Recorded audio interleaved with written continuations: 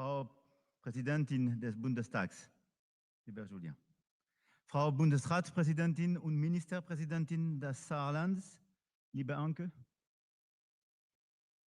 Herr Bundeskanzler, lieber Friedrich, sehr geehrter Herr Bürgermeister von Saarbrücken, Monsieur le Président de la Cour fédérale d'Allemagne, sehr geehrte Abgeordnete, sehr geehrte Botschafter, meine Damen und Herren. Deutschland feiert heute den Tag der deutschen Einheit hier im Saarland, ganz in der Nähe von Frankreich. Ich danke Ihnen für Ihre Einladung und die Ehre, die Sie Frankreich dadurch erweisen, gemeinsam mit Ihnen 35 Jahre deutsche Einheit zu feiern.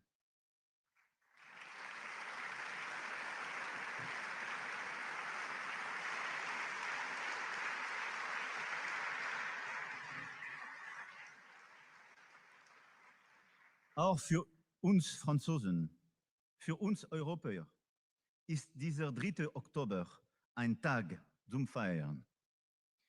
Es gibt Ereignisse der Geschichte, die sind so prägend, dass jeder genau weiß, was er zu diesem Moment getan hat und wo er war. Die deutsche Wiedervereinigung ist so ein Ereignis. Jeder von uns, egal wo er lebte, egal wie alt er war, spürte, dies ist ein Wendepunkt der Geschichte.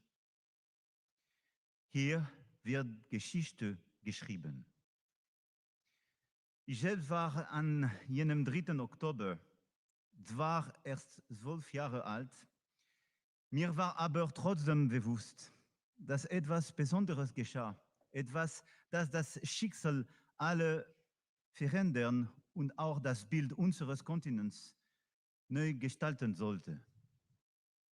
Auch wenn die jüngeren Generationen diese historischen Stunden des Mauerfalls und der Wiedervereinigung nicht miterlebt haben, so haben sie doch die Bilder gesehen. Sie wissen um die historische Bedeutung und die Tragweite dieses Tages. Sie wissen, wie stark der Symbolcharakter der deutschen Wiedervereinigung auch für das durch den eisernen Vorhang gespaltene Europa war. Oui, il y a 35 ans, votre pays se réunissait dans ce moment que nous célébrons aujourd'hui. Et laissez-moi vous dire combien votre invitation et l'honneur qui m'est fait de pouvoir m'exprimer devant vous touche profondément les Français, le Français que je suis, et vous dire la grande humilité et la grande admiration que j'ai à me trouver devant vous aujourd'hui. Nul ne sait vraiment dire tous les efforts qu'il a fallu déployer pendant toutes ces années pour que la réunification soit pleinement une réalité.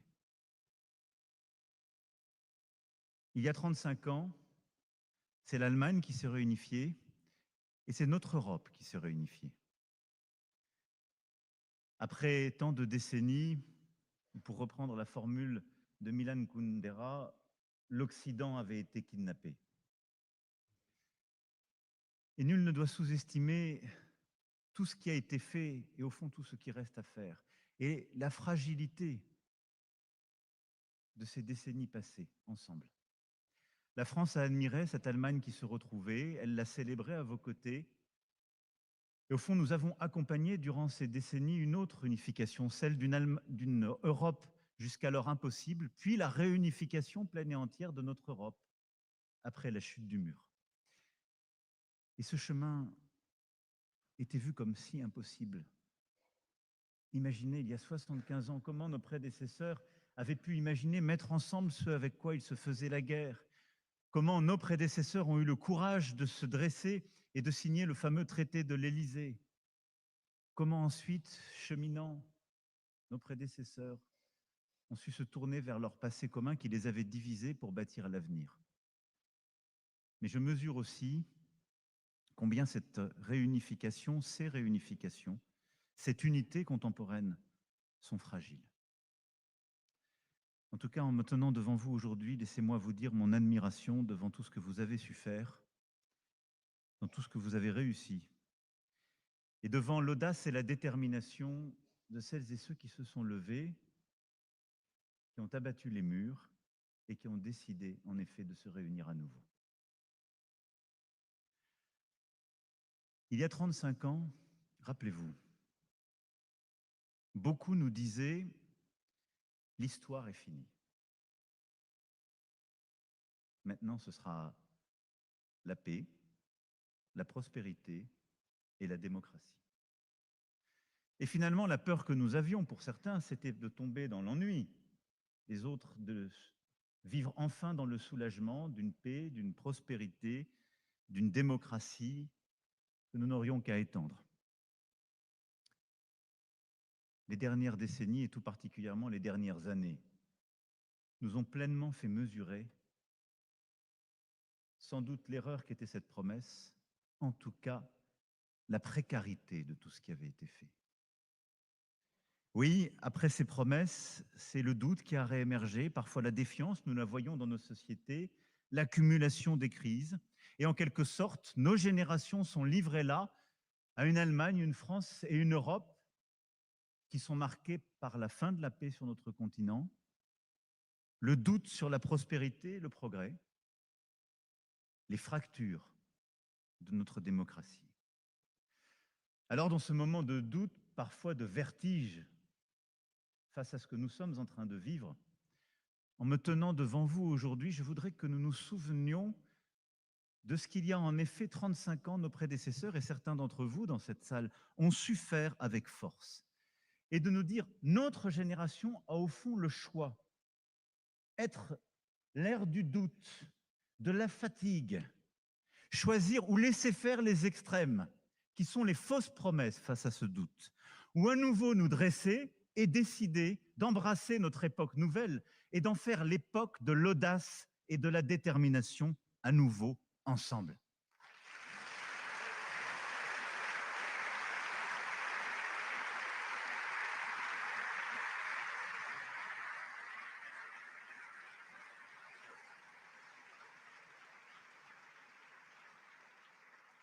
Et donc, autant qu'une commémoration, c'est une célébration de votre unité que je suis venu plaider, défendre, admirer ici devant vous, mais aussi celle de l'unité de l'Europe, d'une Europe qui saura embrasser cette ère nouvelle, d'abord pour la paix.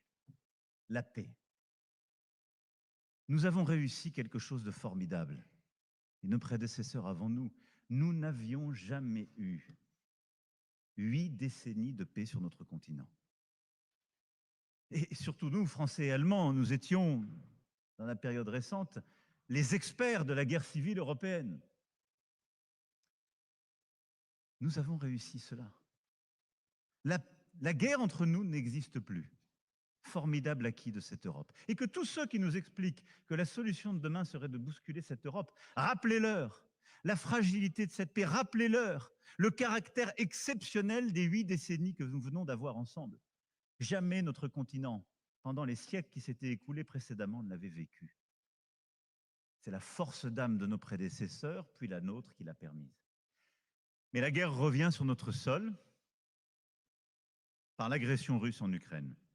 La guerre revient aussi sous des formes plus hybrides chaque jour, par des violations de nos espaces aériens, par les voies de l'immigration, par la manipulation de l'information, par les cyberattaques, par les provocations dans l'espace. Nous sommes à nouveau, malheureusement, dans une ère de confrontation. Face à cela, nous avons su rester unis.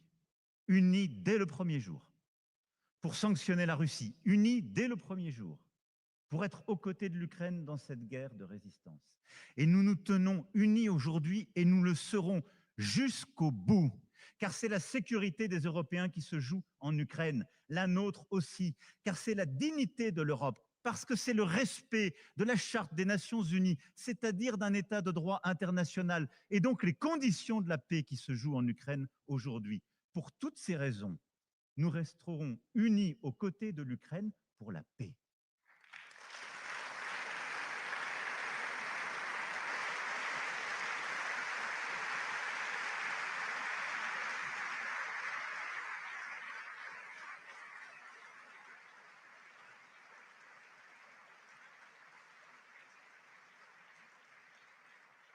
Mais ce qui se joue depuis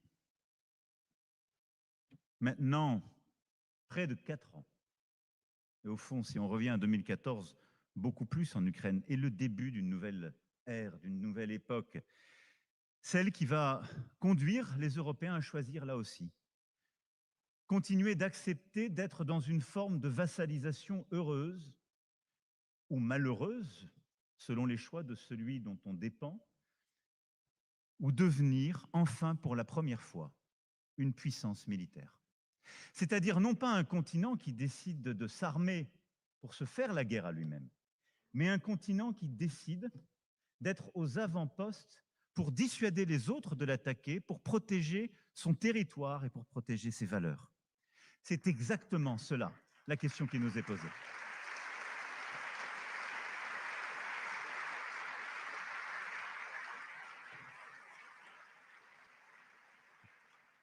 C'est ce que nous avons réussi à faire ces derniers mois en bâtissant cette coalition des volontaires, où pour la première fois, réunissant autour de nous des alliés fidèles, nous sommes 35 du Canada à l'Australie, nous avons conçu les garanties de sécurité pour l'Ukraine. Pour la première fois, les Européens, sans attendre la réponse venant d'outre-Atlantique, ont dit il s'agit de notre sol. Si la paix demain devait être signée, comment la protégerions-nous?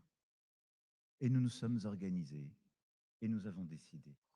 C'est la même chose que nous sommes en train de faire dans ce moment où nous nous rééquipons, où nous investissons pour nos capacités, où nous rééquipons nos armées dans tous les domaines du jeu, là aussi du cyber au spatial et dans toutes les capacités terrestres, maritimes ou aériennes. Ce moment, nous devons le comprendre comme ce qu'il est, un moment pleinement européen. Ce moment doit justement être celui qui nous impose de ne pas revenir à un nationalisme qui est la trahison du patriotisme, je vous le rappelle. C'est-à-dire l'attachement que nous avons à nos patries, c'est le patriotisme. Mais dans un attachement jumeau, inséparable avec celui de nos voisins. Là où le nationalisme est un attachement exclusif à la nation qui se fait par la haine de l'autre et du voisin et mène à la guerre. Ce moment de réarmement de notre Europe, c'est un moment pour la paix. C'est simplement celui d'une Europe qui décide de ne plus dépendre et qui non pas seulement va acheter, mais doit produire, innover, concevoir des programmes communs, mener à terme les programmes communs qu'elle s'est donnés à elle-même et ensemble bâtir les capacités pour protéger son territoire et son avenir. C'est cela qui est notre défi pour demain, que nos enfants puissent à nouveau avoir une Europe comme un continent de paix.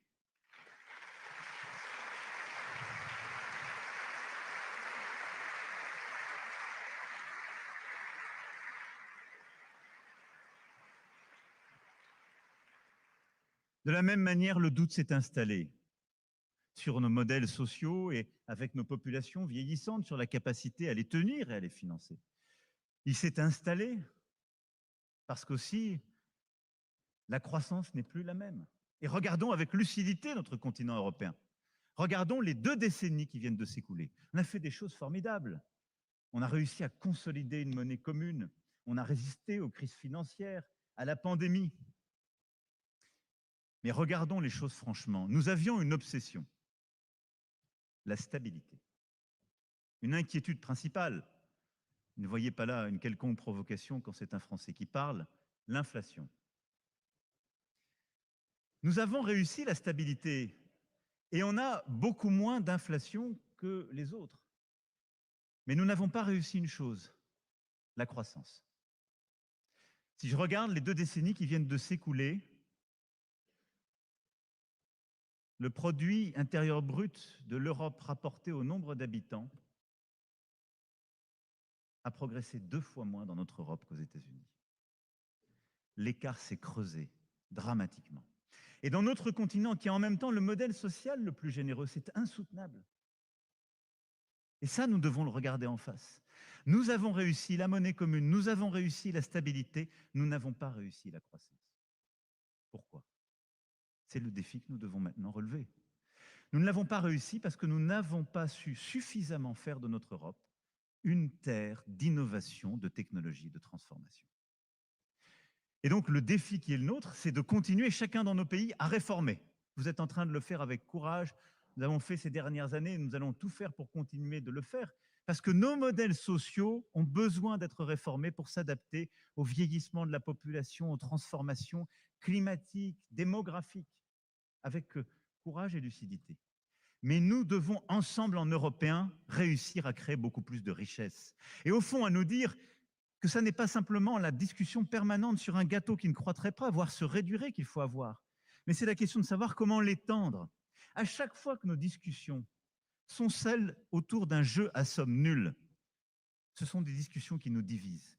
À chaque fois que nous remettons au cœur du débat économique la question de savoir comment on étend le domaine, comment précisément on a plus de croissance, on apaise et on bâtit l'avenir. C'est exactement ça aujourd'hui le défi de l'Europe. Il nous faut une Europe qui protège mieux ses secteurs les plus exposés. Ça n'est pas un vieux protectionnisme, c'est de la lucidité là aussi. La Chine surprotège, les États-Unis protègent. Nous sommes le seul espace où il n'y a pas de préférence pour ce qui est produit chez nous. Le seul. Si nous ne protégeons pas notre acier aujourd'hui, si nous ne protégeons pas notre chimie, si nous n'avons pas une préférence européenne sur le contenu de nos véhicules automobiles, nous serons des consommateurs formidablement heureux dans 10 ans, 15 ans, mais achetant des produits chinois, des logiciels américains ou que sais-je. Et donc, il nous faut accepter ce qui a été un tabou pendant des décennies, protéger cet espace. Dans le même temps, il nous faut simplifier nos règles européennes, les resynchroniser. Nous sommes trop lents parce que trop complexes. Nous sommes trop peu compétitifs parce que trop complexes. Et donc, il faut resynchroniser les règles européennes pour que toutes celles et ceux qui créent en Europe puissent aller à la même vitesse qu'aux États-Unis ou qu'en Chine. Partout où nous sommes plus lents, nous avons déjà perdu. La simplification. Il nous faut aussi aller plus vite et plus fort sur l'approfondissement du marché unique européen.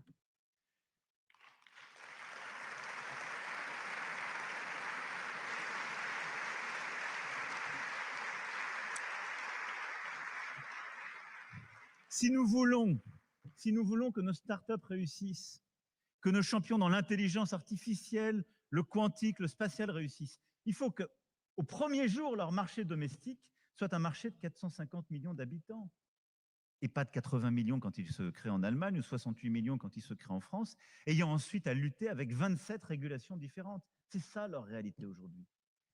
Allons beaucoup plus vite et plus fort sur le marché unique dans tous ces domaines.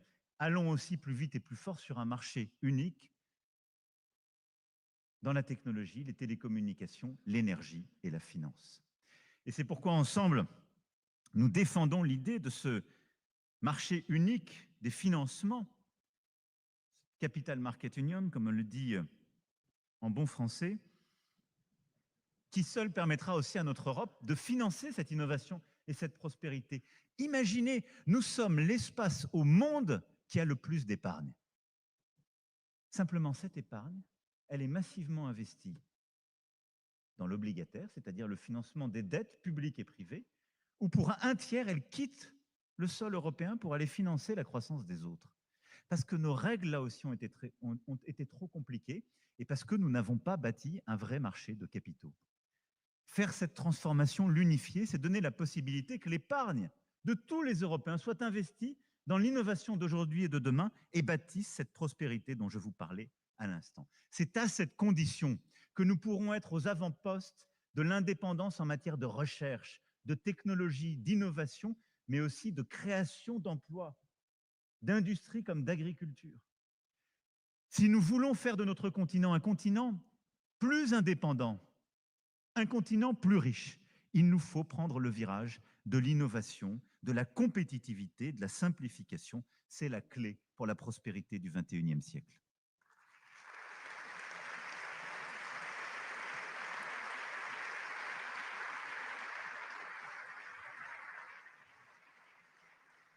Et c'est ce virage seul qui nous permettra de financer, de porter, de transformer notre continent en continuant à le décarboner.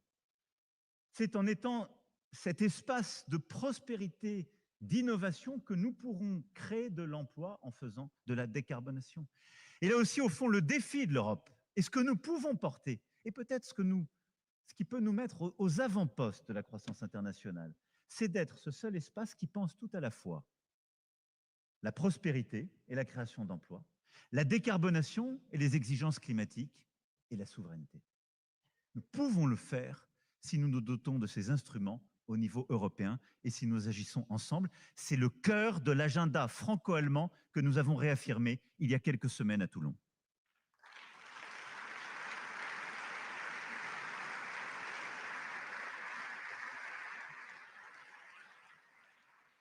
Enfin, il nous revient à nous, Européens, de relever ce défi de la démocratie. Drôle d'époque qui voit un président de la République française venir en Allemagne expliquer qu'un de nos défis est la démocratie. Mais nous en sommes là. Et il faut le regarder avec, pas simplement peut-être une voix ourlée de tristesse, mais avec lucidité et là aussi détermination. Si nous en sommes là, c'est qu'un doute s'est installé. C'est qu'un doute s'est installé sur nos institutions, ce qui tenait notre démocratie ensemble, qui est sans doute le fruit de ce que nous n'avons pas assez bien fait. Et c'est pour cela qu'il faut toujours nous remettre en cause. C'est aussi sans doute la fin d'une époque. Mais il y a comme quelque chose qui se passe dans nos pays, qui est comme une dégénérescence de nos démocraties. Alors oui, nous sommes attaqués de l'extérieur. Nous sommes attaqués par des ennemis de la démocratie.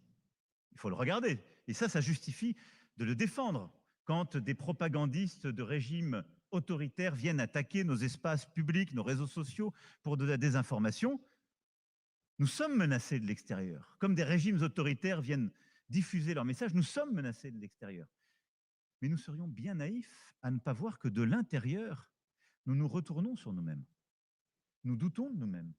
Nous ne sommes plus tout à fait sûrs de cette démocratie. J'ai entendu le discours du chancelier, je souscris à tous ces mots. Mais combien de dirigeants dans nos pays nous expliquent que le problème de nos démocraties aujourd'hui, c'est l'état de droit? Beaucoup. Combien de nos compatriotes pensent aujourd'hui que le problème de nos démocraties aujourd'hui, c'est la manipulation par les gouvernements et que la science n'est plus libre? Beaucoup. Combien nous expliquent qu'aujourd'hui, dans nos sociétés, tant de nos compatriotes doutent de la vérité, de ce qui est vrai, de ce qui est faux, tant et tant. Alors parfois, ces phénomènes sont en effet accrus par des interférences étrangères et des manipulations, c'est vrai. Mais nous avons un problème avec nous-mêmes, avec les infrastructures de nos démocraties, si je puis dire. D'abord, nous devons retrouver de l'efficacité collective. Et je pense qu'une des crises de la démocratie vient dans le fait que là aussi, nous avons créé des systèmes qui se sont sophistiqués avec le temps, mais qui sont devenus trop lents ou trop incomplets pour répondre aux défis du temps. Nous sommes dans des moments de grands changements, il faut retrouver de l'efficacité collective. Et partout où on veut simplifier, partout où on veut aller plus vite et plus fort, tout en respectant l'état de droit et nos règles, nous avons raison. Et je le dis parce que parfois ça crée des tensions, et méfions-nous de tout cela. Il est juste, et je crois tout à fait nécessaire, d'essayer d'accélérer, de rendre plus efficaces nos décisions politiques, tout en respectant l'état de droit. Si nous ne le faisons pas, si collectivement nous ne faisons pas l'effort de rendre nos démocraties plus efficaces, alors collectivement, que nous le voulions ou pas, nous nourrirons le discours qui fait douter des règles elles-mêmes ou du principe de ces règles, c'est-à-dire de l'état de droit. Et donc nous devons tous œuvrer pour avoir des démocraties plus efficaces et plus fortes. La deuxième chose, c'est que dans nos sociétés, il faut retrouver aussi le sens du respect, et en particulier du respect entre tous les citoyens et à l'égard de celles et ceux qui portent des mandats démocratiques. Je le dis là aussi avec beaucoup de gravité, mais nous voyons partout dans nos sociétés quelque chose qui dissout la démocratie, C'est le débat public qui devient un débat de haine. C'est le débat public qui devient un débat de violence à l'égard des responsables politiques. C'est le débat public qui, en quelque sorte, au nom de la liberté d'expression, justifie la violence. Le cœur de la démocratie, c'est qu'on peut confronter les avis dans l'espace public. On peut manifester, on peut voter, on choisit ses dirigeants et vos représentants choisissent la loi. Mais la règle absolue qui l'accompagne, c'est le respect. Et à chaque fois que nous sommes faibles à justifier de la violence verbale ou physique dans nos démocraties, nous contribuons à la laisser dégénérer.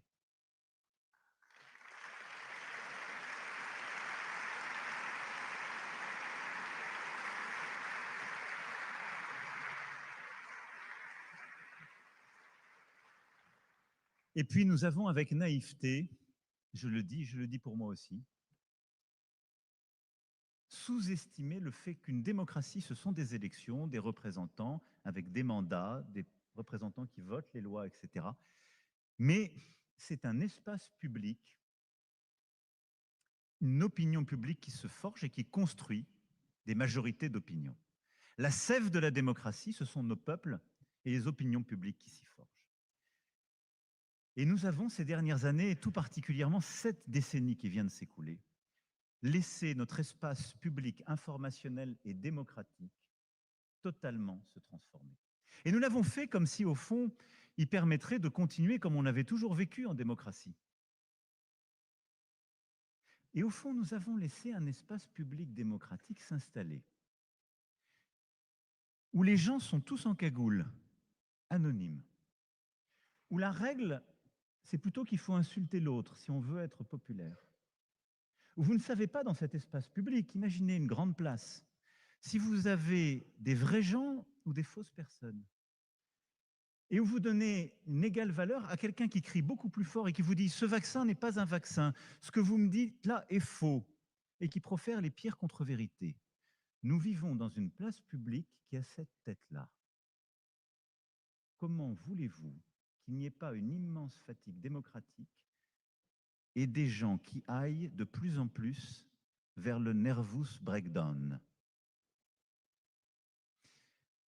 Je vais le dire en des termes plus directs, nous avons eu l'immense naïveté de confier notre espace démocratique à des réseaux sociaux qui sont à la main soit de grands entrepreneurs américains, soit de grandes sociétés chinoises, dont les intérêts ne sont pas du tout la survie ou le bon fonctionnement de nos démocraties.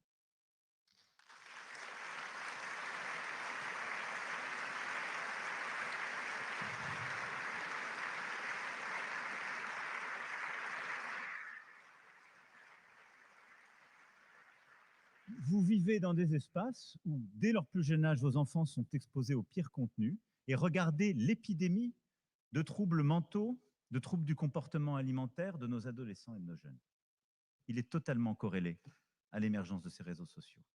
Nous avons laissé s'installer des espaces publics où tout est fait pour ne plus raisonner.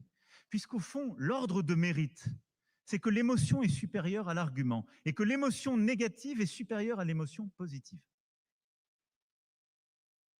C'est un biais complet pour que nos démocraties aillent aux extrêmes, pour que le bruit et la fureur l'emportent sur l'argument raisonné, pour que rapidement la musique disparaisse pour laisser place au cri, et dont les algorithmes sont faits pour favoriser l'excitation cognitive, la surréaction, le volume de ce qu'on aime ou de ce qu'on n'aime pas, favorisant là encore les extrêmes, parce que derrière le cœur de ces modèles, c'est la monétisation de vos présences pour le vendre à des publicitaires. Nous n'avons pas conçu nos démocraties pour ça. On est très loin de l'agora démocratique de l'Antiquité.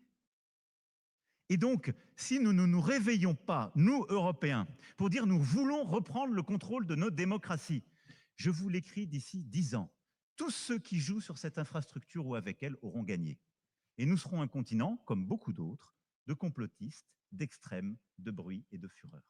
Si nous croyons dans l'ordre démocratique, remettons la science et la connaissance au cœur, remettons l'autorité scientifique au cœur, Remettons la place de la culture, de l'éducation, de l'apprentissage au cœur. Protégeons nos adolescents et nos jeunes de ces réseaux sociaux. Donnons des règles à ces réseaux sociaux pour qu'ils aient en quelque sorte les mêmes que ceux de l'espace démocratique, c'est-à-dire qu'il n'y ait pas de gens cachés, c'est-à-dire qu'il n'y ait pas de faux comptes qui créent de faux emballements, et faisons respecter les mêmes règles. Quand vous avez un journal, vous êtes responsable de ce qui s'y publie. Quand vous avez un réseau social, vous devez être responsable de ce qui s'y publie. Sinon, c'est le racisme, l'antisémitisme, la haine de l'autre qui triompheront sur notre continent. Nous avons les moyens de rebâtir une démocratie du XXIe siècle. Simplement, il faut ce sursaut. C'est à nous de le faire.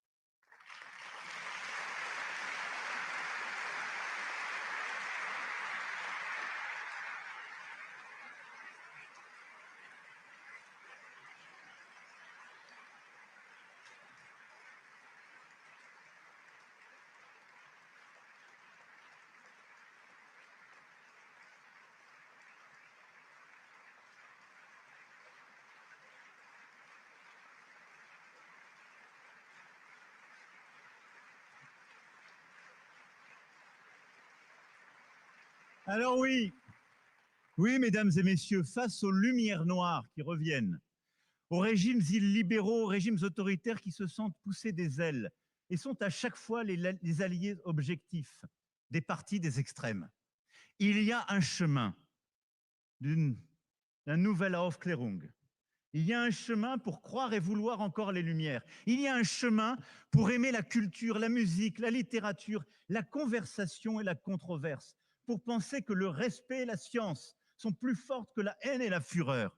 Ce chemin, c'est à nouveau pour notre Europe de sortir d'une forme d'état de minorité dans laquelle elle a un peu replongé ces derniers temps.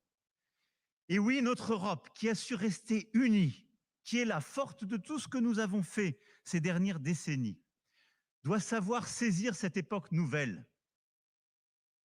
Et comme il y a 35 ans ici, être le continent de l'audace et de la détermination pour bâtir une puissance stratégique, économique, technologique et démocratique. C'est cela, en ce jour d'unité allemande, que je veux vous dire au nom de l'unité européenne. Nous gagnerons, nous consoliderons notre unité, celle dans chacun de nos pays, comme celle de notre continent, si nous avons l'audace et la détermination de celles et ceux qui, il y a 35 ans, ont abattu des murs. C'est à nous de faire. Et ce qu'il nous faut penser pour le siècle qui vient, c'est une Europe de puissance. Et c'est au fond tout ce que nous nous étions interdits de penser pendant toutes ces décennies, mais de le faire ensemble. Et si je suis là aujourd'hui, c'est pour vous dire ces mots, de le faire ensemble. La puissance était un mot interdit en Europe quand elle était une puissance nationale ou nationaliste qui divisait le continent et le menaçait de guerre civile.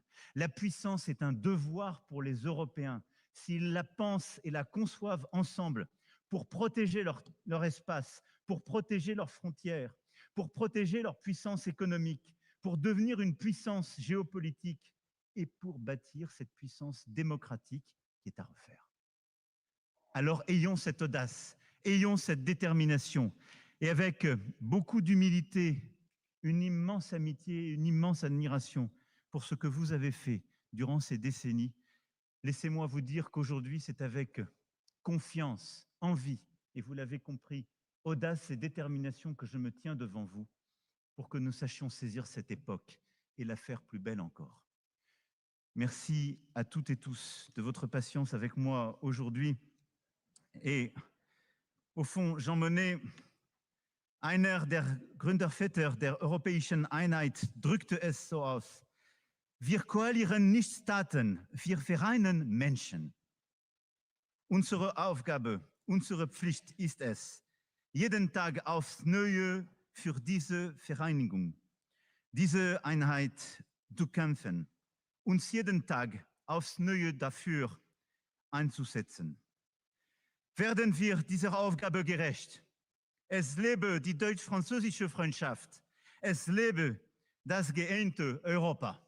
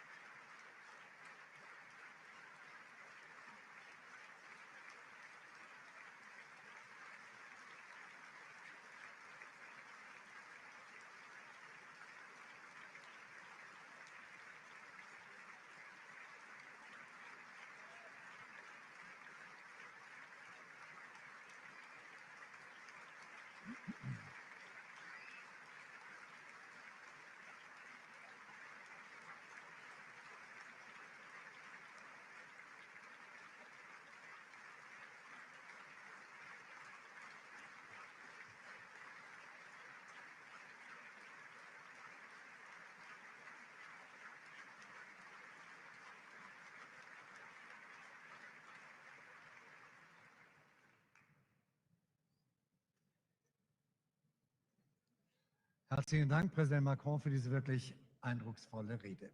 Kinder sind unsere Zukunft. Und das demonstriert Ihnen nun der Kinderchor aus Dillingen unter der Leitung von Thomas Bernardi. Und ergänzt wird der Chor durch Kinder der saarländischen deutsch-französischen Élysée-Kindergärten.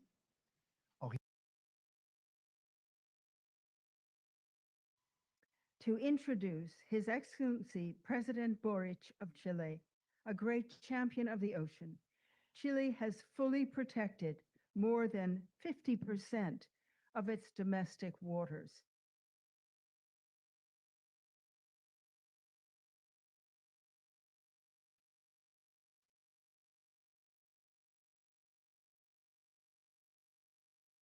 And it is the first and only nation to propose establishment of a fully protected marine area in the high seas off the Chilean coast.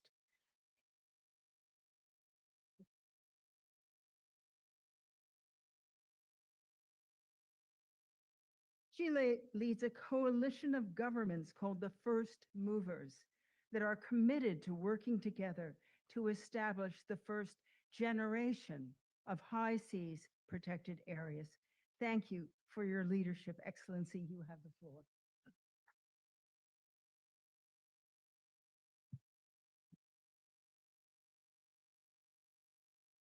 Thank you very much for this summit, ladies and gentlemen. President Macron, it's an honor to be again with you. Thank you very much, because we've been talking about this since a long time. You've been to Chile, I went to France also, and I'm really glad that we made it, because today we are happy, we're celebrating that we end up convincing other countries that this is important. It is a privilege to be with you on this occasion, and as we are celebrating the imminent entry into force of the BBNJ agreement. I remember when I went to sign the treaty in the UN about 2 years ago, I believe. 2 years? It was 2 years ago. We were the second country after Fiji, I think, or some. No? Malau, after Malau. Palau, sorry, after Palau. We were the second country, and we were wondering why there's not a line, like a queue, like a big line waiting for presidents to sign this treaty.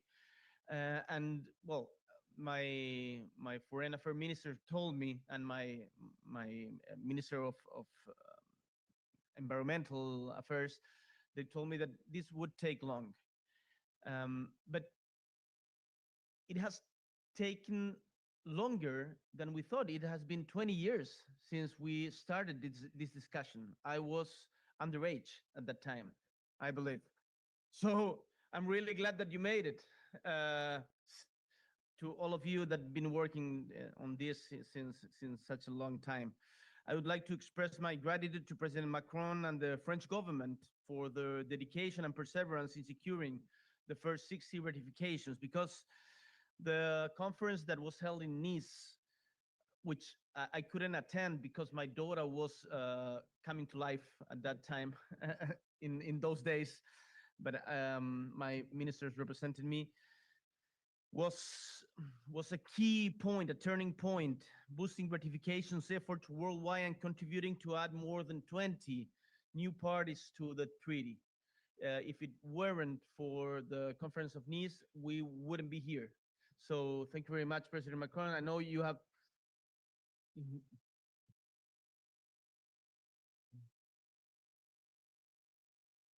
a lot of issues to deal with in France, but I really recognize the leadership you've taken abroad. I read the essay, or I don't know the name of the text that Emmanuel Macron did about the trip with you to Greenland. Did you read it? Yeah, it was really great, and it really sees how your leadership it's making things happen like this. So thank you very much. And France and Chile are united by a strong and clear dedication to preserving our oceans and marine biodiversity, a commitment that we strengthened at the end of last year in Chile with President Macron aboard the icebreaker Almirante Viel, which this year had its first expedition to Antarctica. And we are really glad because our Navy is putting their main efforts into science, into investigations, not going to war, not missiles or stuff like that. We are putting our efforts of the Navy on protecting our oceans, and we're really proud of that. Also,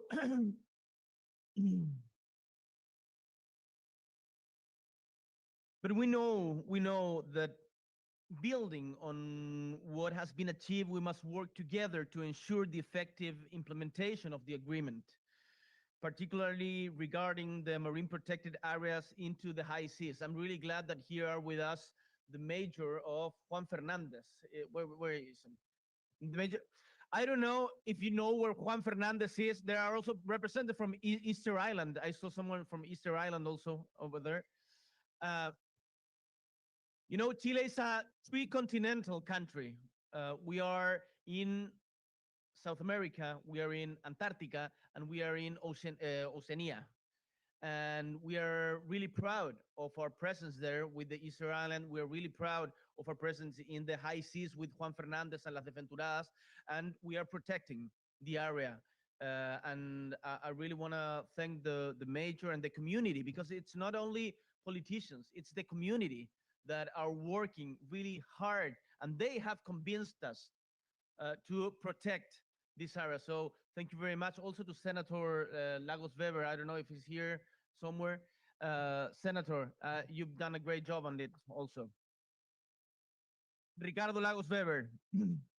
Well, as you know, Chile is deeply connected to the sea. We have 7,600 kilometers of coasts, and we have a lot to protect in biodiversity. This is why, in collaboration with more than 10 countries and multiple stakeholders, Chile launched to the BBNJ Pioneers Initiative, a voluntary space dedicated to creating a portfolio on the first marine protected areas under this agreement. And I'm pleased to share that this initiative, which seeks to enrich scientific knowledge and promote international partnership, has already begun to develop its first proposals.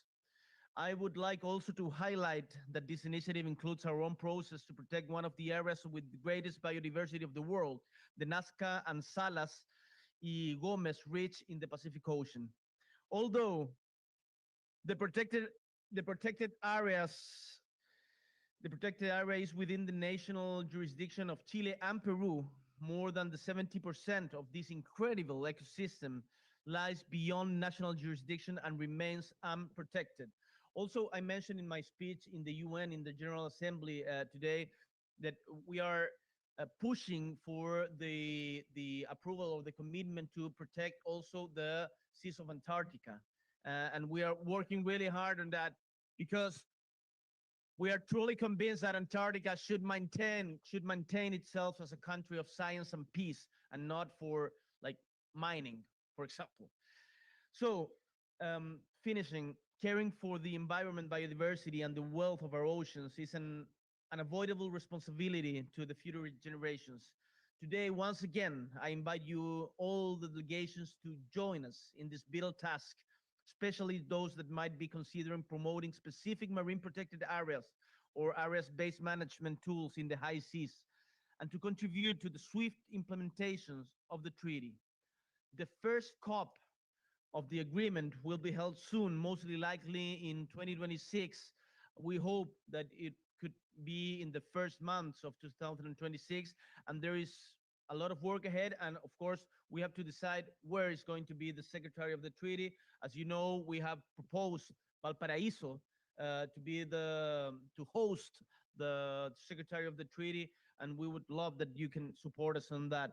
I understand that Belgium also has proposed their country as hosts, so you will have to decide. And Chile is much better than now. Respects to Belgium.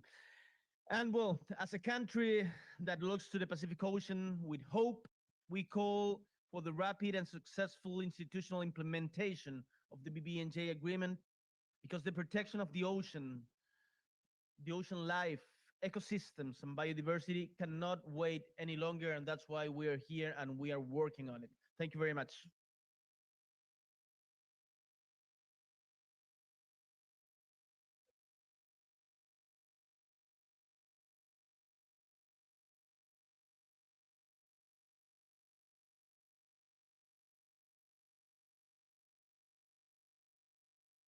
His Excellency Emmanuel Macron, who needs no introduction, but I will do it anyway. President of France is a champion of the ocean, and the tireless efforts of France over the last 2 years have been instrumental in securing 60 ratifications of the High Seas Treaty.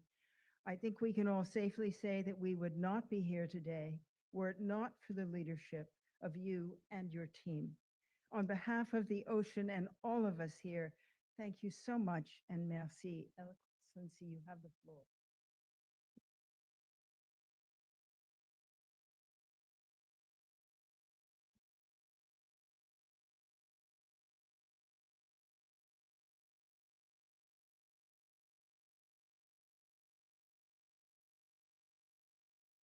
Thank you so much. Thank you, Mr. President, Prime Ministers, Ministers, Ambassadors, heads of international organizations, ladies and gentlemen. I'm extremely happy to be here with you tonight, and thank you very much, President Boric, for your words and your commitment. And we're here together, and indeed, in fact, it didn't start in Nice, but largely before, and thanks to a lot of you and your personal commitments, and sometimes your very personal decisions to step up and to decide that things could change. And the decision of some individuals or some head of states and governments and some indigenous people deciding to change the world and to say there is clearly something we have to do for our oceans, because this is a treasure for the whole world in terms of biodiversity. This is a key game changer in terms of carbon capture. And in this nexus of biodiversity and climate change, oceans is such a challenge. It's such a way to fix so many issues we have. So we worked very hard. You started to work very hard years and years and years ago. And thanks to your commitment, we started indeed to protect some marine areas. So we are part of these countries where in Chile and France, we delivered our commitments. We are at 32% of our marine areas being protected in France. And we will follow up what we decided with first the coalition, and we implemented in Kunming-Montréal in order to make it a global standard. And it's very important because in our exclusive zone, it's the best way indeed to protect our biodiversity, our different systems, and to change the organization. And this is something we delivered during the past few years altogether. It was a very first important step to preserve this biodiversity. And for France, it's very important because, as you know, we are the second largest marine areas in the world. But it was quite clear that it was not sufficient. And why? Because 65% of the oceans are beyond these exclusive zones. And it was the Wild West without any regulation. 65% of our oceans. And with obviously a lot of consequences on a lot of species, a lot of consequences in terms of biodiversity and so on. And it was the core of this fight, as you mentioned, Gabriel, decades ago when we started to have this famous BBNG. And during years and years and years, it was a sort of endless process. And I want to thank all those who made it possible a few years ago just to finalize the negotiation and sign the BBNG. It was clearly a game changer. And you made this change happen, and the signature of BBNG, thanks to your capacity to convince China to align some others, was a game changer in order to make it possible and have 60% of our oceans now being regulated like that. But it was just the beginning of a second challenge. Because if you refer to another very famous treaty, Montego, it took 12 years to be enforced, 12 years before a sufficient number of ratification to make it real. And it was a core challenge in Nice. And this is why I wanted to make this introduction to go to Nice. And in Nice, we were all together. We were very much inspired by all of you. And I want to thank Olivier, the team, the French team, and all your delegations for this wonderful job you made all together. And we have one objective. First, we wanted to start with science. And I want to thank our scientists being present, all the institutions, the individuals, because we had 1 week based on science to say, okay, what the decision we will take, it should be inspired and based on science. Because probably you notice that we live in a world where sometimes there is no even basic fundamentals, and you can say, okay, this is a plot. It's not sure that we have climate change. It's not so sure that we have the species being challenged. So science was the basics. We did it. Second, it was a move where head of state and government, NGOs, indigenous people worked closely together in order to mobilize the entire world. The second objective was the ratification of BBNG, the sufficient number of ratification for BBNG. And tonight, we are 68 countries, 68.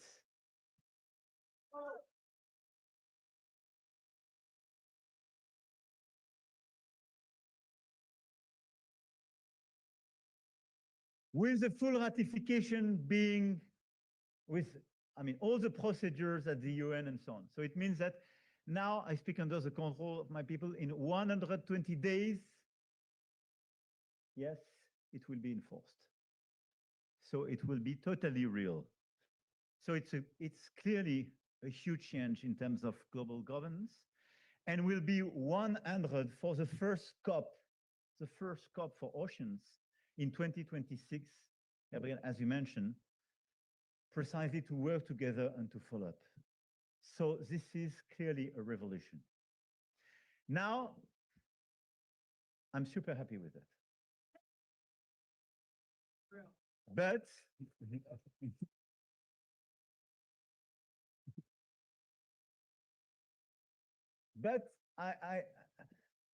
I want to understand how it will be implemented. So we started with the idea, you signed BBNG, after they explained to me, okay, now you have to ratify. We ratified 68 because the minimum is 60. So 120 days, super. We will have the regulation for 65% of our oceans. Now, how to make it real? This is about the enforcement. So now we will start a new phase. Let's work hard together to make sure that we have a bunch of governments working together to make sure that we mobilize our navies. We mobilize a sufficient numbers of capacities in order to protect, exactly as you mentioned, to discover, to make science, and to protect our oceans against illegal fisheries and so on. And how to make sure that to mobilize the private sectors as well for this enforcement. So Andrew, you want to be part of the gang. Some governments here want to be part of the gang. So I count on you, and it will be my obsession between now and the COP in 2026. What is the framework to make it totally real and to be sure that, I mean, in the middle of the Pacific, in the middle of the Indian Ocean, in the middle, I mean, when we go to Antarctica, in this newly protected area, we deploy common capacities to make sure that BBNG will be implemented. This is now our challenge.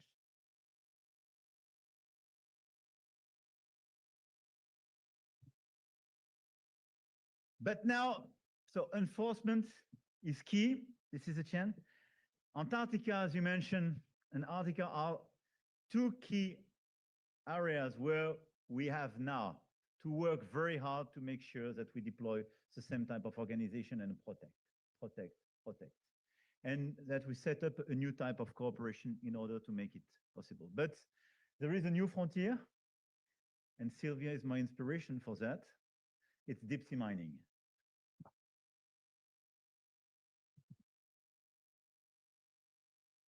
So we are some countries, and we decided to team up in order to mobilize ourselves and to work very hard to allow science to be deployed, but to have this moratorium to be implemented on all these activities in deep sea mining. So we enlarged the club, but clearly we have to mobilize. So I count on you, because this is just a beginning. This is just the beginning. And thanks to your mobilization, thanks to so many activists and NGOs, we managed to stop many projects, even in some countries which sometimes didn't join our coalition, but it worked. And I think it's very important because it's always the same approach. It's how to stop some crazy activities when science didn't yet fix the reality. So it's super important that we follow up the effort on deep sea mining, and I count on you. And it will be core for the COP for oceans. At the same time, I want to also to welcome the entry into force on the WTO agreement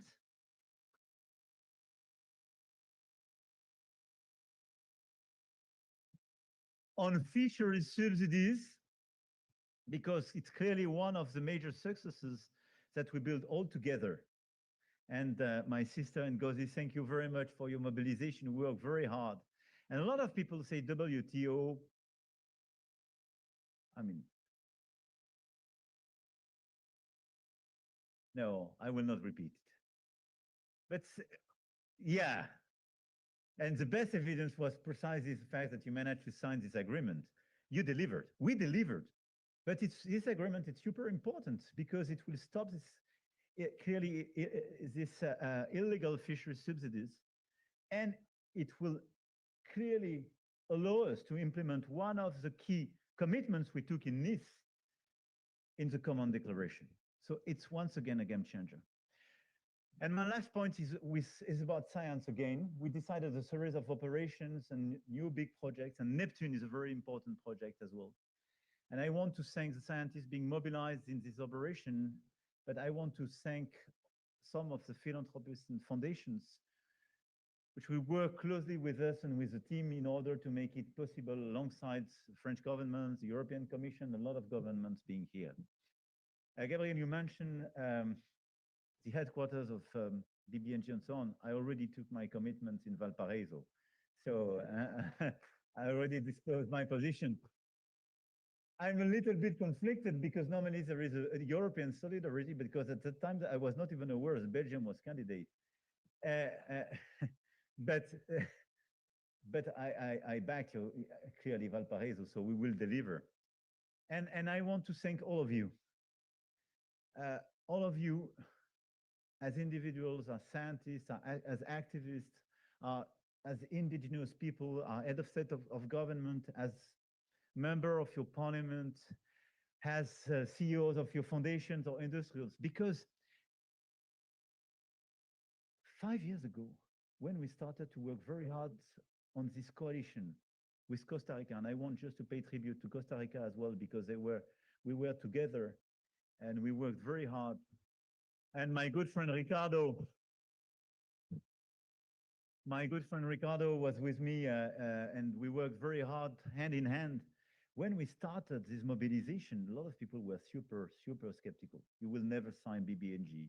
The 30%, the 30 by 30, forget it. And deep sea mining was not even mentioned. It was 5 years ago in this crazy world when nothing seems feasible when we speak about cooperation. We signed, we ratified BBNG. 30 by 30 was part of Kunming-Montréal. Deep sea mining, we have the moratorium, and we will enlarge the club. And we have all the scientific operation in 5 years' time. 5 years. Why? Because of this multi-stakeholders approach. Because of this collaboration between governments, NGOs, scientists, industrials, foundations. this is the way to work in this current world. This is the only way to work. Being mobilized, deciding to cooperate, and step up, act, and guess what? Accelerate.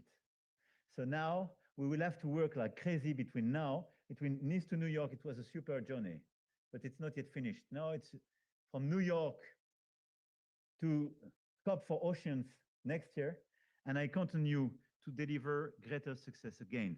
So thank you very much for your work. Thank you for your mobilization. Thank you for all this great work in common. But I try to just describe a little bit of what we will have to do all together for the years to come. I count on you, and you can count on us as well. Thank you very much, and thank you to the team. Thank you. And I count on you, John.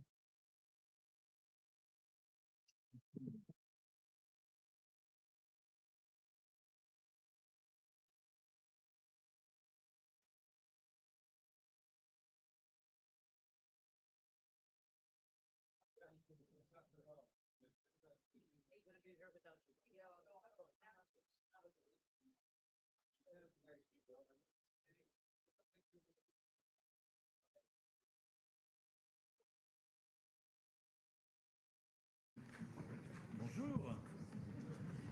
Vous allez bien? It's very impressive. Comment ça va? Hey, bonjour. Thank you so much.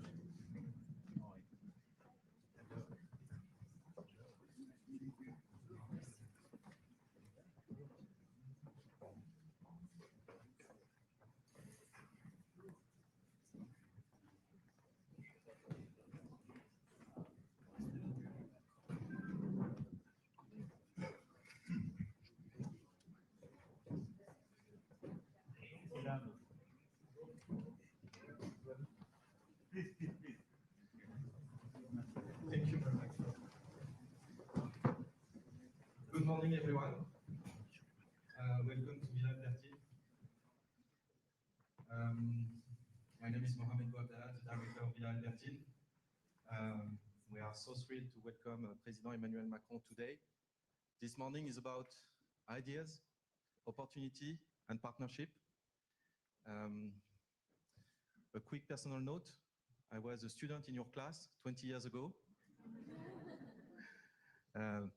Professor then, president now, same energy. And you inspired us to think big, but I will try to make this speech short. I would like to thank the president and leadership of the partner universities which are with us today. I would like also to thank our patrons who make bold ideas possible, and also the friends of Villa Albertine who built this community. Today we will speak about the new initiative, the Lafayette Fellowship, because we do believe that in the power of exchange. We believe that a semester abroad can change a life, that a residency program can shape a career, and that's what it's all about. Thank you, Mr. President, for championing youth, openness, and knowledge. And please join me in welcoming President of the French Republic, Mr. President.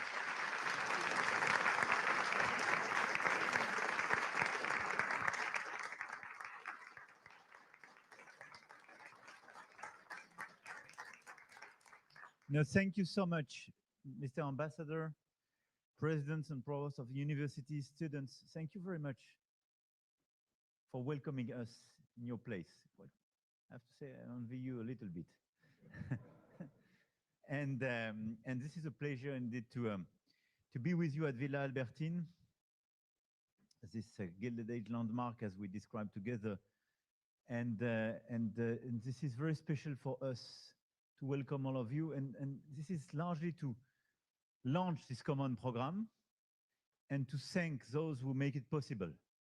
And after that, we will have an exchange. But clearly for me, this is a ceremony to thank all of you. First, it makes a lot of sense to do it in Villa Albertine, and I want to thank your teams and all the teams of the French Embassy and all those who work very hard with all of you to try to strengthen the links between your country and France. And I see great people here, and I will revert to you, don't worry. But Villa Albertine, this is a bookstore, 30,000 readers a year, I discovered that. It's residencies that we launched a few years ago. This is the 5th anniversary of the residencies, and we have now 360 creators hosted across 60 locations from Alaska. We have other meetings sometimes in Alaska, but we can have these residencies to Miami, Mississippi, to Nevada. And the French for All initiative that we launched in 2022 during my state visit in New Orleans. And the French for All initiative already supported 250 US public schools and universities in order to keep French alive and strengthen some common programs. So I wanted to insist on that, the bookstore, the residencies, the French for All program, because this is the basis on which we want to elaborate. And during the state visit of President Biden, we had this idea of launching a new fellowship, a new program to allow students to come to France and share this experience and strengthen the relationship between our two countries. Because we are totally sure that it can change the life and it can change history as well. Because this few months that you spend in another country knowing it better could totally change, obviously, the relation and sometimes the key decisions. But in parallel, this country took some decisions about universities and science, and this is why we decided to launch as well at La Sorbonne University, Choose Europe and Choose France for Science, in order to be a sort of good partner for those who want to follow up the research. And we pre-selected a lot of applications. We had 30,000 visits to the platform.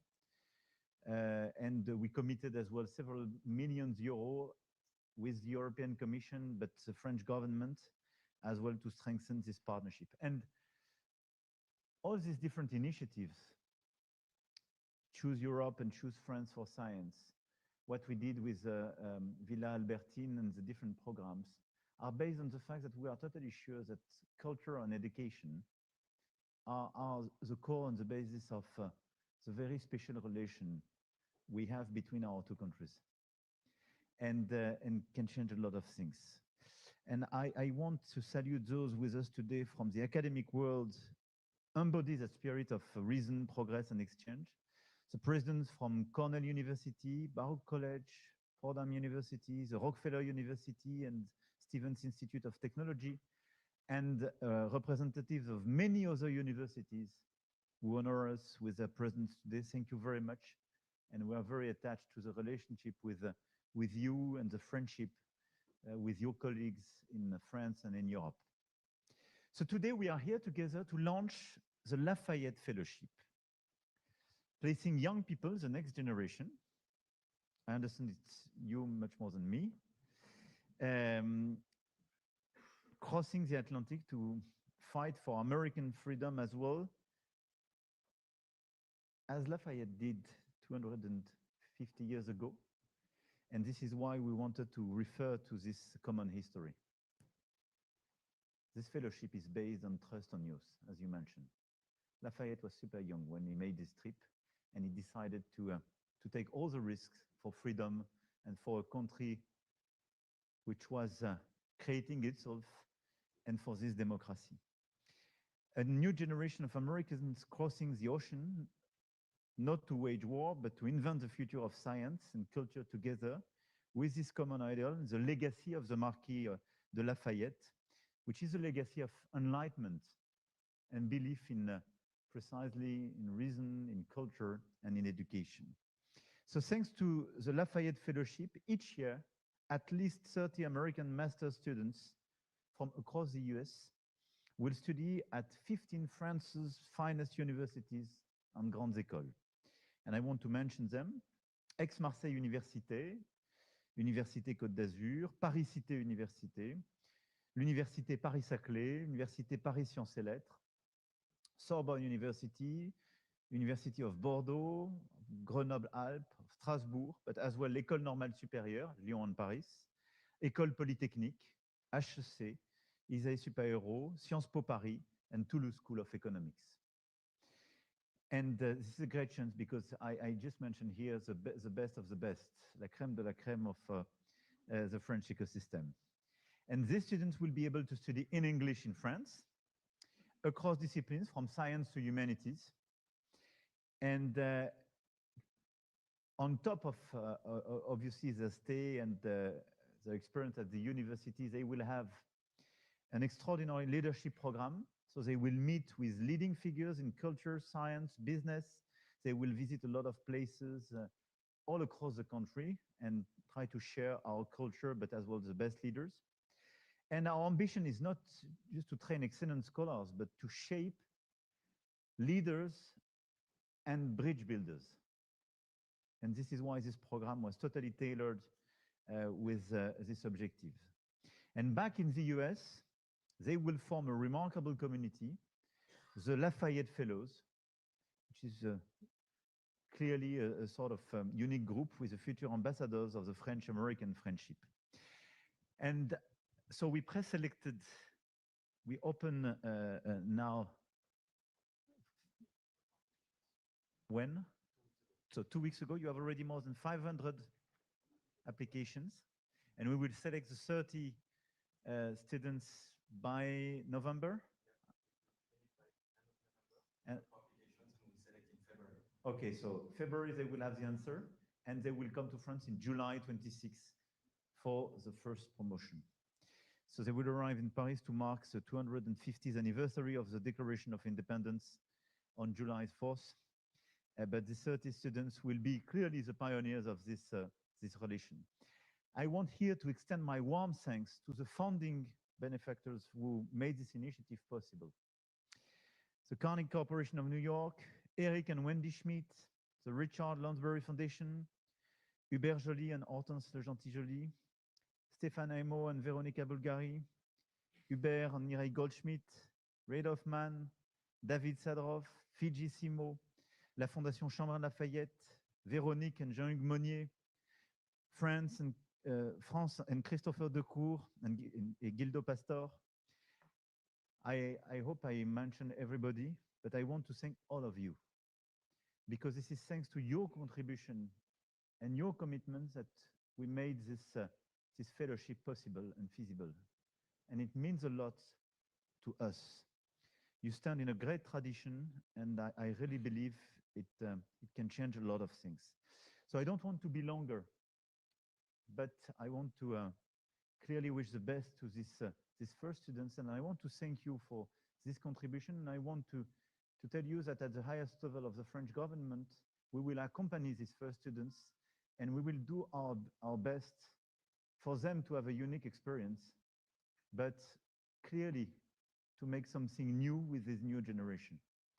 You are invested in so many areas, in innovation, in academics, universities, as I mentioned, research. But this new generation, through this program, has a huge responsibility, which will be to reinvent the common future and the future of the transatlantic relation. And I strongly believe we have still a lot of things to do together. Whatever we can read and whatever could happen on the short run. So this is a very important program, and I really want to thank all of you to be here today. And I want to thank those who made it possible, the teams of the embassy, and obviously all the students who will participate to this Lafayette Fellowship. Long live the Lafayette Fellowship, and thank you very much. Long live the friendship between our two countries.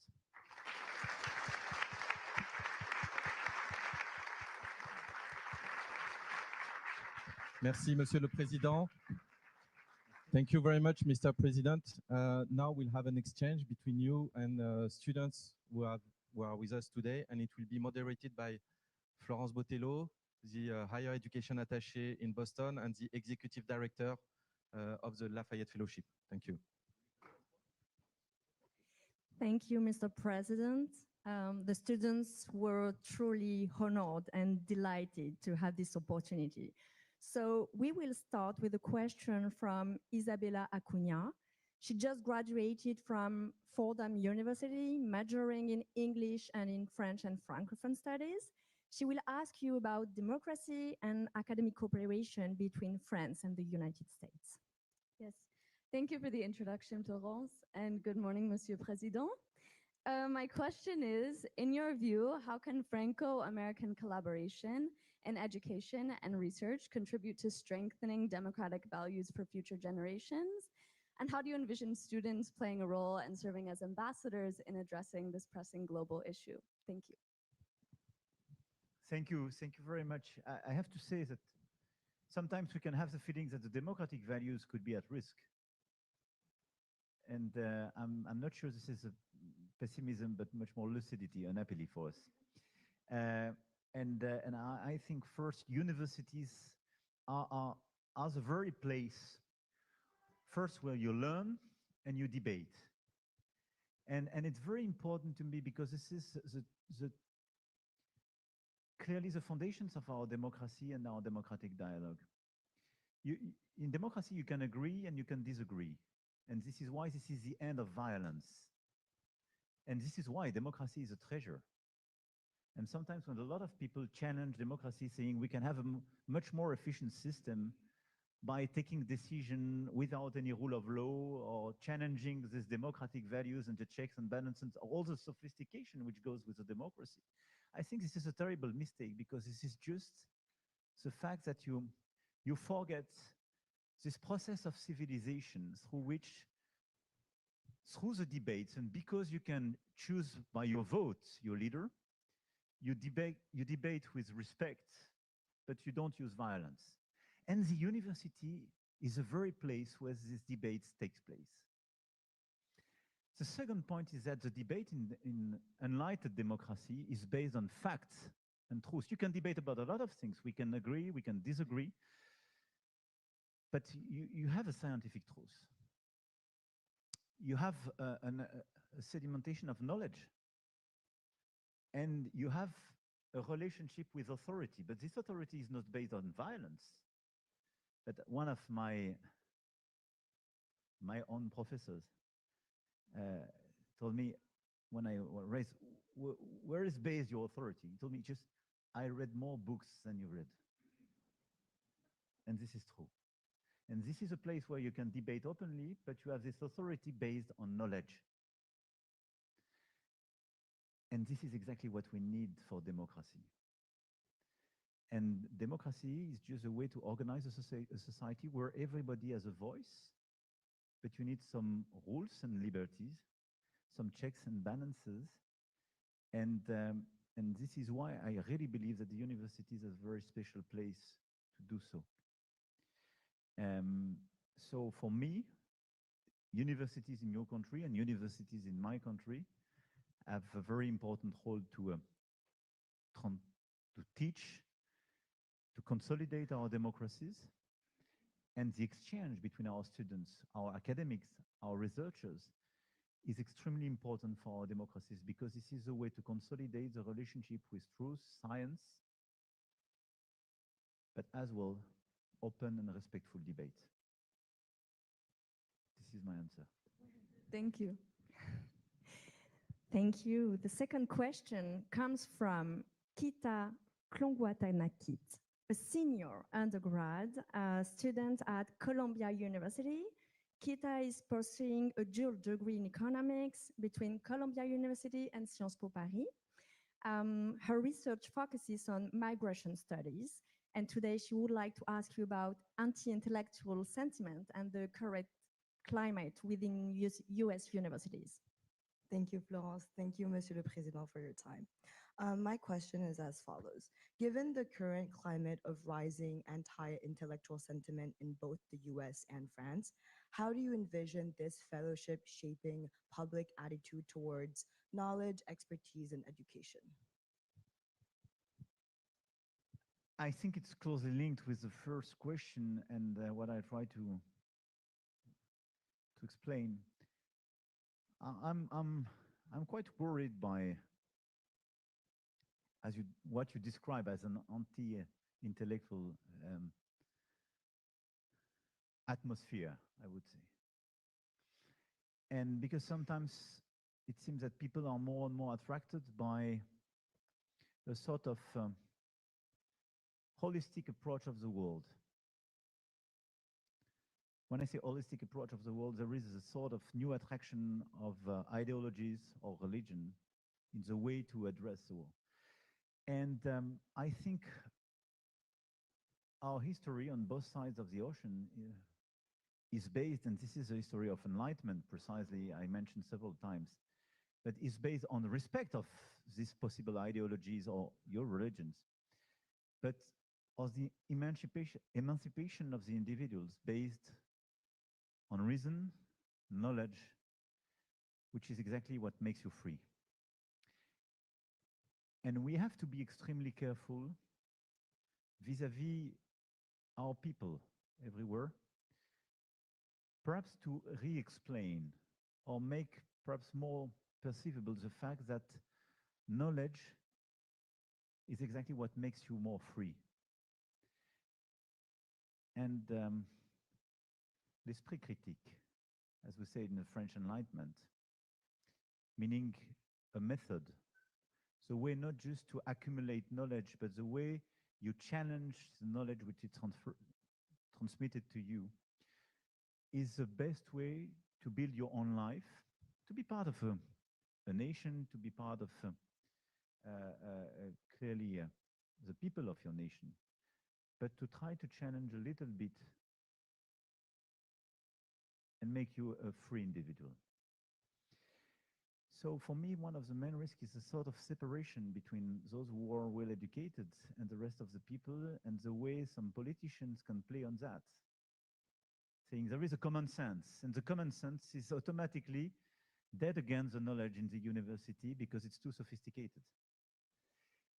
And we probably have our part of responsibility, because the intellectuals have to be part of the common debate in the society, through, I would say, simple language, but you have to bring people and make it perceivable that through the knowledge, through education, through the universities, at your young age or later, because this is a permanent process, precisely this ability to be educated makes you more free, give you some capacity to build your own life. My view regarding this phenomenon is due to the fact that our societies are overwhelmed by a series of very anxious phenomena. And our people are progressively trying to contain this anxiety through a sort of attraction for simple ideas. And this is where religions or ideologies could find a new attractiveness. And this is the other point we should do in order to address what you describe. We have to restore the capacity to deal in the current environment and preserve, I would say, the capacity to remain a free and reasonable individual. Let's be clear. Social networks are killing our capacity to work in a normal life. This is why people are so anxious and goes to simple ideas. Because from the morning to the bed, they absorb a quantity of very anxious ideas. And all these ideas are about a world which is absolutely impossible to address, to handle, and push you towards the extreme, and is the best enemy of what is clearly taught at the universities, the complexity of the world and complex ideas. Social medias are structured first to have emotions stronger than argumentations, and to trap you in cognitive bubbles, and to push you towards the extreme with a clear confirmation bias.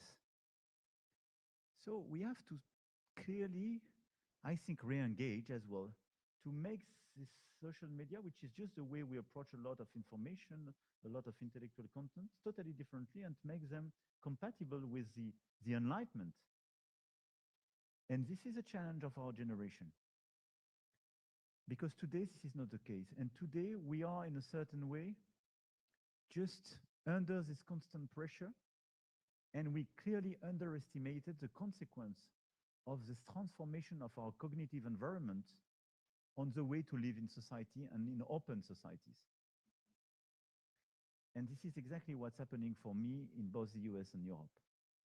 So we have to better protect our children and teenagers about social media, but we have as well to, as some of the people said in another context, we should take back control of this social media. Just to say, I don't want to live in this world of craziness and permanent violence, being overwhelmed by permanent contents decided by algorithms of the others. I want to understand this world through some checked and verified information. I want to understand transparently who is pushing this information to me, and I want to build the structure of a common world. And this is, for me, the way to address the phenomenon you are describing, which is just a symptom of a world where a lot of people are just going to the extremes, more and more in the middle of plotism and skepticism. And this is where we have to restore this capacity to live in a common world, being enlightened by knowledge and reason. Sorry, it was too long, but this is a very complicated phenomenon. Thank you. We will hear from Jan Peng.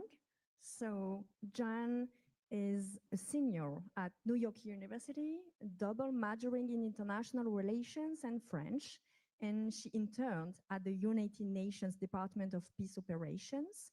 She has a question concerning today's global challenges. Thank you, Florence. Good morning, Mr. President. My question today for you is, how do you envision the Lafayette Fellowship and transatlantic academic exchanges helping this next generation of researchers address today's global challenges of sustainability, health, and democracy? Thank you. Thank you. You mentioned three key topics. I would add probably technology as well as one of them, and defense and security. But for me, the fellowship has a very important role because this is a selection of top students. And this is, as I mentioned, the opportunity for the students to share an experience on the other side of the ocean and just pursue their capacity to learn, to research, and so on. But you have this leadership program as well. And one of my message to you is your generation, I hope, will be happy at the universities, in labs, but as well in companies or in administrations. But it's very important to have in mind that you have a part of our common destiny. And when we speak about leadership, it's just you can be super good in your discipline, but you have something to tell to the others for the organization of the nation and the organization of the global order. And we need more and more young people from your generation to be engaged positively, not just to say, I'm super concerned, I'm upset by climate, I'm upset by this topic, I'm upset by... All of them are very important topics, but I want to change the world for climate change. I want to change the world for technology and so on. And being a leader means you have an expertise, you are good in your discipline, but you have something special to tell to the other, to inspire to the other, in order to participate, to reshape this world. Because there is no fate just to be sit on a chair and looking at what's happening. So for me, the responsibility of this fellowship is clearly as well part of the leadership. Is these students, this is my hope, and this is why we do so. And I know that all those who contributed to this program and decided to put their money in this program, and I want to thank them again, have the same hope, is to say, okay, they will take clear decisions for the future. They will be part of the solution. And I think your generation is part of the solution to fix that. We are working super hard to try to resist to some negative trends. Sometimes I have the feeling in this current moment that we spend a lot of energy to resist to the bad instead of building the good. I mean, it's part of the game, probably. But I mean, we should, the more we convince people to work together and we recreate cooperation and a cooperation spirit. And the more we offer the opportunities to the students through this fellowship to address sustainability, health, technology, democracy in this common program, the more the participants of this program will build bridges in a world of fragmentation. But for me, one of the main hope is to be sure that the student will become leaders in a certain way. You have several ways to be leader. You can decide, you can inspire, you can gather people, but to be leaders of this world. Thank you very much. Yasmin Agdali, she's just here, and she's a senior at Baruch College, majoring in political science with a minor in sociology. She also serves as the executive vice president of Baruch's undergraduate student government, and she would like to ask you a question on artificial intelligence and emerging technologies. Thank you, Florence, and good morning, Mr. President. My question is, as both France and the United States grapple with the governance of emerging technologies, how can this academic partnership help develop shared ethical frameworks and regulatory approaches, particularly in areas like artificial intelligence and biotech, where our society's values must guide scientific progress? How do we envision France and the United States working together to shape a more responsible future? No, thank you. It's a very important question, but I have people around me who are much more expert than I am, and they were used to teach me about that, so I will be super cautious on this issue. The challenge you mentioned is one of the most complicated one for our generation, because we have a big dilemma, especially when you are in Europe, because we are lagging behind the US in terms of AI and capacities, and we are probably more willing to regulate. The question is how to regulate in the very place where you are front runners in AI. And this is where the partnership can function. But today, the big issue on AI, if we are totally honest, is that the key players are not, let's say, don't have a huge appetite to think about regulation. So this is why I'm very grateful for a bunch of people super successful in AI and tech, and who has a feeling that they are part of precisely a democratic world, and they want to inject these democratic values in the way to deploy AI. And this is a group of people I'm working with. So my view on that is to re-engage with people, and especially in the different fields, meaning corporate people and innovators, academic researchers, and governments, plus NGOs and free researchers, to have the same discussion and work on a common setup. This is what we did a few months ago in the Summit for AI we organized. And the question is how to deal with, I would say, the transformation and the development of AI with some key sectors. You mentioned healthcare, but I could mention defense and security. And the question is how to be sure that these AI deployments and developments will be by design ethical. And I insist on by design, because this is not something, given the structure and the dynamic of the AI, that you can regulate the day after. It's already too late. The question is how to be sure that AI will be compliant with our common values and our democratic values, and how to be sure that in some key decisions, people, based on a democratic, open, and transparent debate, will be in a situation to decide we go or we don't go. Today, let's be honest with it, there is no guarantee. And this is why such a partnership is so important, because I think in the Franco-American convergence, you can find probably one of the bases of this common spirit. And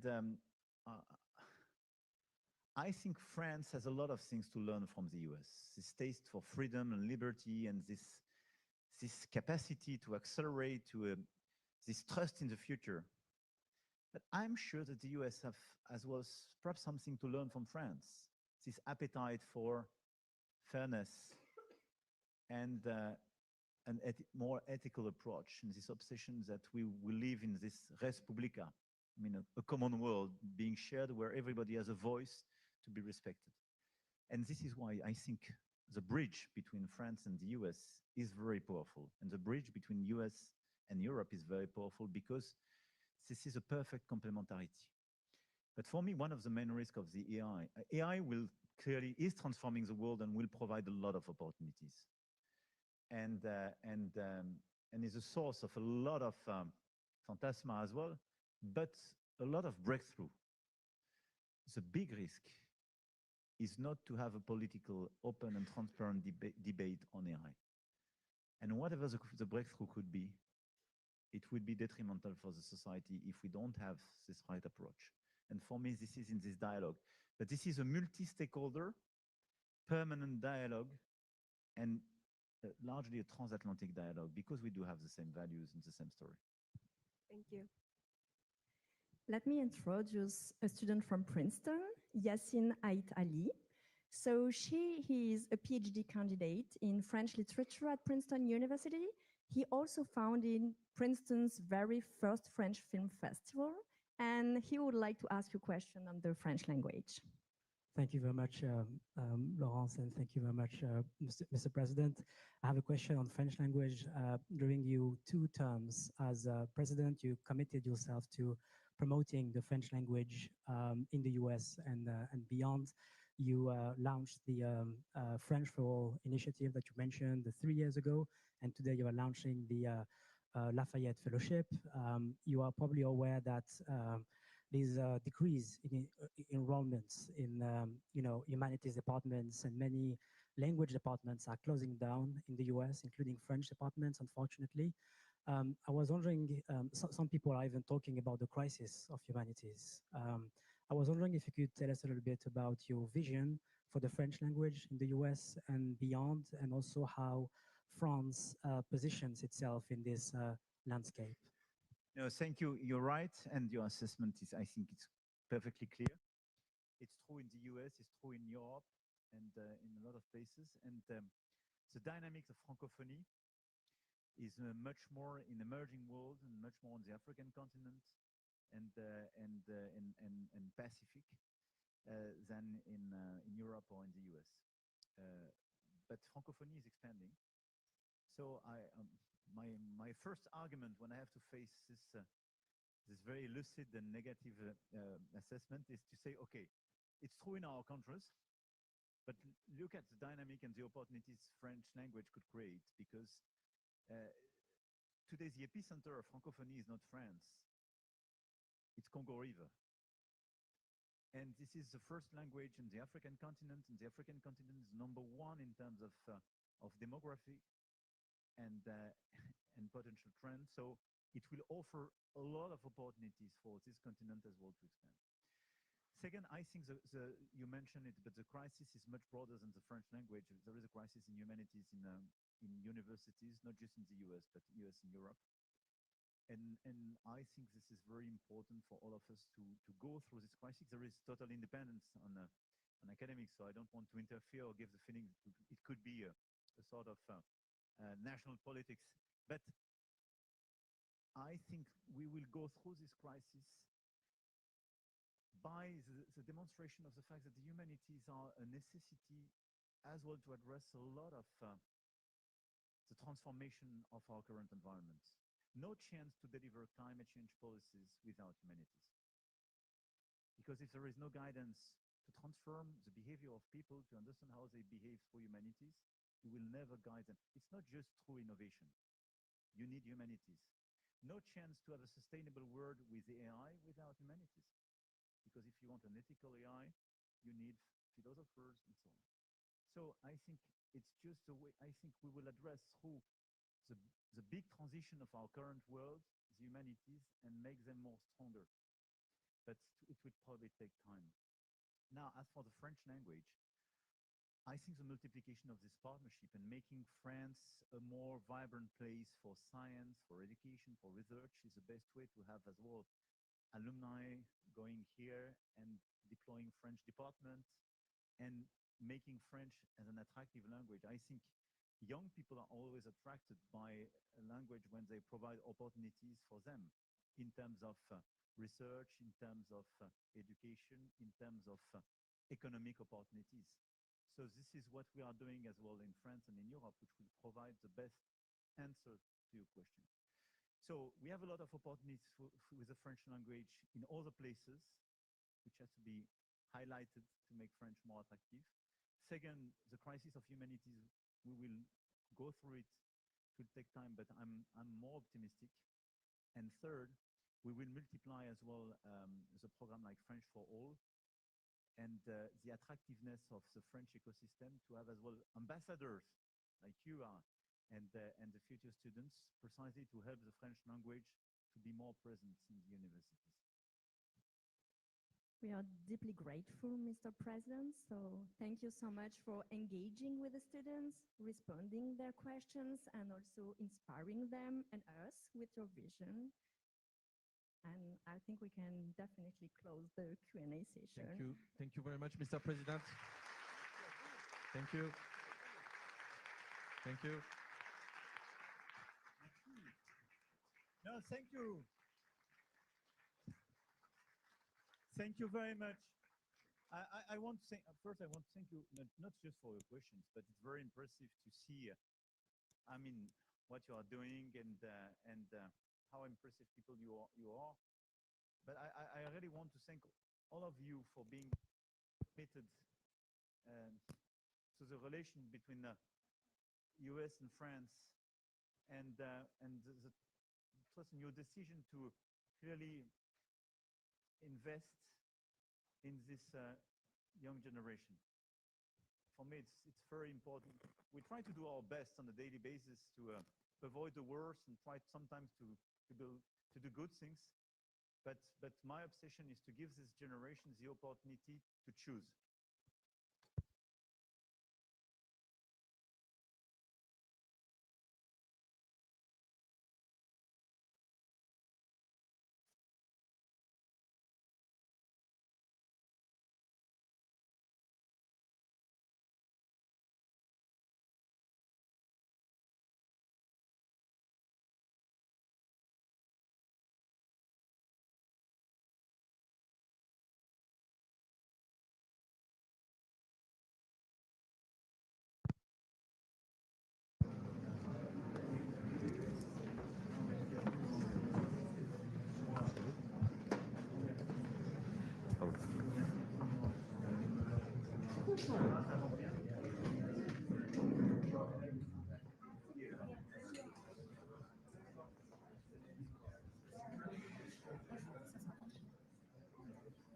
Merci, messieurs, dames.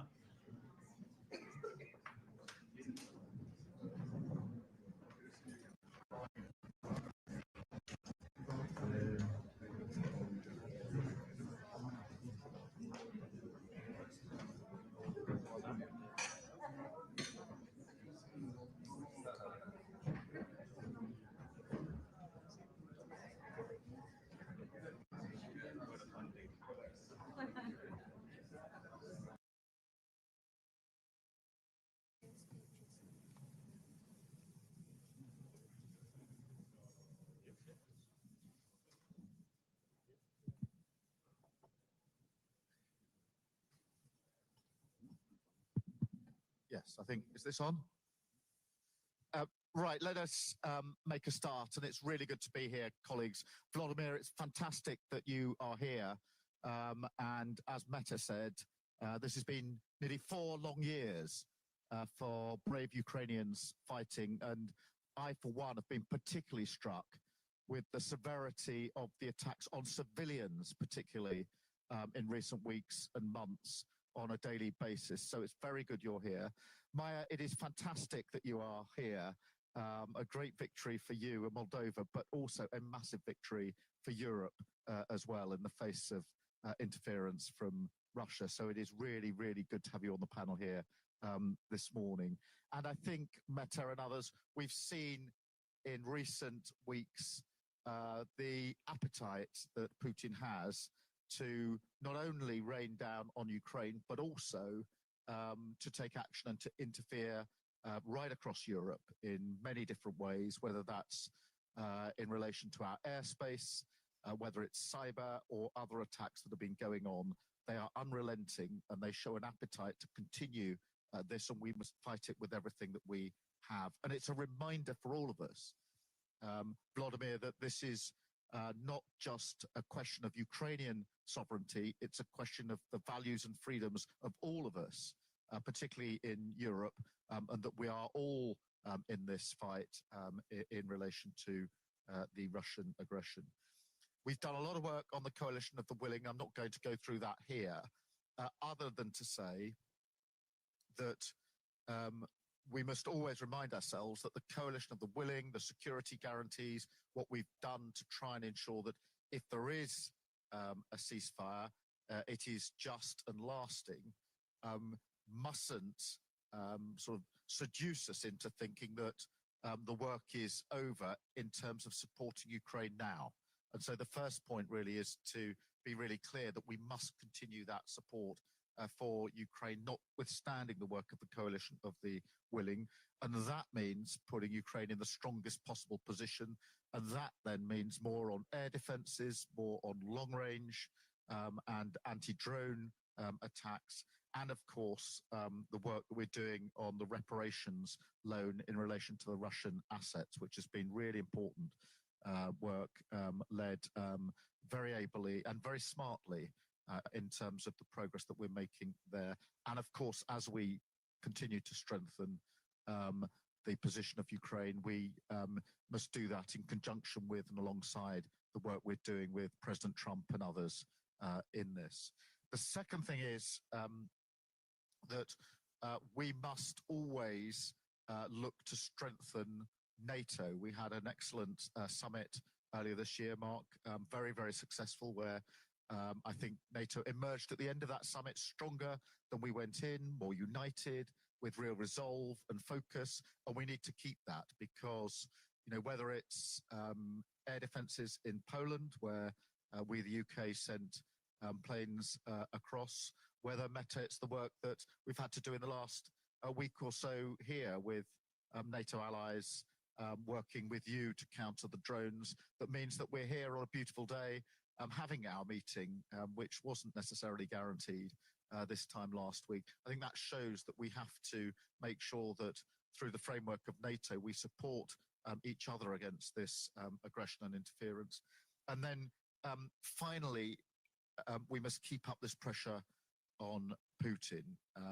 The economic pressure is having an effect, and we need to continue that pressure through further sanctions, bearing down on energy in particular, and on the shadow fleet. So on all those fronts, supporting Ukraine in the fight, absolutely clear in our support of NATO allies and others, and then bearing down on Putin. So I wanted just to open with that. Emmanuel, can I come to you next, and then we'll come around the panel. Thank you, Keir. Thank you very much, Mette, for once again organizing this summit. And let me just tell you, before we jump to the situation in Ukraine, as you mentioned and framed it, Keir, that it's clear that this format as well is the right place to deal with so many conflicts or hard situations, and we are focused on the Ukrainian situation, given the aggression war launched by Russia. But Antonio was right as well to highlight the peace treaty signed between Armenia and Azerbaijan. I think this is a great achievement, and I want to congratulate the two leaders. And we are very as well focused on what's happening in Caucasus and Western Balkans. And this is the solidarity of this continent. And once again, given this, I would say, holistic approach we have to do for this common place we have, Europe, the elections in Moldova were a great achievement. And Maya, once again, congratulations, because this is a test case for our resilience. We will revert on these topics later today. But the capacity to resist to the interferences and the misinformation coming from Russia was clearly at the core of your campaign, and you resisted. And I think it's very interesting for all of us as well to have your clear feedback and the lessons learned from this victory, because this is something which is useful to be implemented by the rest of the club, because now we have interferences in all elections. And I can tell you, because I had interferences in my 2 elections 2017 and 2022, and quite efficient, I have to say, but not successful, but less aggressive than the one in Moldova. As for Ukraine, Volodymyr made it very clear in his statement, and I think the conclusion of your initial speech, Mette, was very important. We are at a moment where Russia is not clearly getting its main objectives. It's not a 3-week special operations. They didn't get Kyiv. They didn't change the regime.